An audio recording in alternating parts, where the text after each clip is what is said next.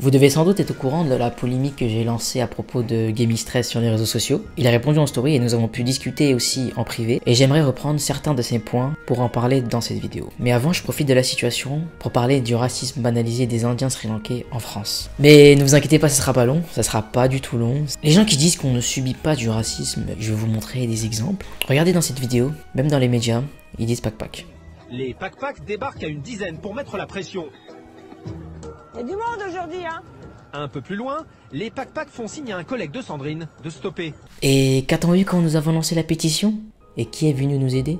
Bon, après, il y avait Vikash Dorasso qui a donné son soutien, et je le remercie vraiment d'ailleurs. Et les micro-trottoirs intitulés « Avec quelle nationalité elles ne sortiront jamais ?» Vous avez vu ces vidéos? Ça me dérange pas, c'est les hindous qui me dérangent. Toi les hindous? Ouais. Pourquoi? Ça vieillit mal. On en parle de ces vidéos, et le pire dans tout ça, c'est que les gens, ils trouvent ça normal. Voilà les preuves que ce racisme envers notre communauté est banalisé, et quand ça parle de nous, tout le monde ferme les yeux. Et pourquoi? Car on est une minorité.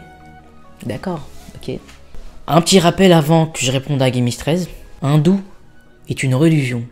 C'est quand que ça va rentrer dans vos crânes? Tout le monde demande c'est quoi le point rouge là, que tout le monde qualifie de... des fois. C'est utilisé par les femmes qui sont mariées, et c'est aussi utilisé par les hindous dans la pratique de leur religion. Voilà, maintenant vous savez. Les stéréotypes là, comme ça, là, les mains collées là.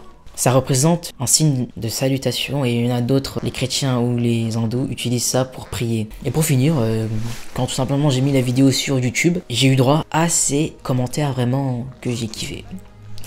Donc je vais répondre à Gaming13. Donc il a dit dans sa story qu'il a subi du racisme et qu'il comprend totalement ce que ça fait, et que pour lui c'était l'humour. Le racisme pour lui est un très grand mot. Mais cependant, son humour a offensé certains d'entre nous. Et pourquoi? Certes, il y a du racisme partout, mais moi, ce que j'ai voulu faire, c'est défendre ma communauté. Et qu'il n'y a aucune volonté de faire du buzz à travers ça. Sachez-le que mon but n'était pas de dénigrer son nom. Il a une communauté de jeunes, et de ce fait, ça va vraiment impacter. Exemple, il dit hindou, de base c'est indien, et il bouge les mains comme ça. Donc alors, les jeunes qui le suivent, logiquement, ils vont aller répéter ça à l'école. Sans pour autant savoir que le racisme commence là-bas.